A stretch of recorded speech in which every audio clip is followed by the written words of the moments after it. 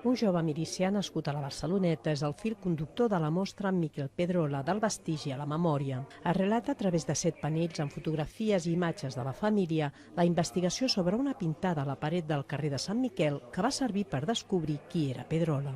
És com un paradigma d'aquella joventut que uns van acabar a l'exili, els altres van acabar mort en una guerra com la Guerra Civil, i és tota aquella generació perduda en aquell moment. A més, simbòlicament, que sigui una persona que mor i que és de les primeres que surt amb els camions de la Barceloneta, que els propis veïns li dediquen un carrer a la Barceloneta. La mostra també recull la lluita el 2009 dels veïns del barri amb les institucions per conservar la pintada amb el nom de Miquel Pedrola.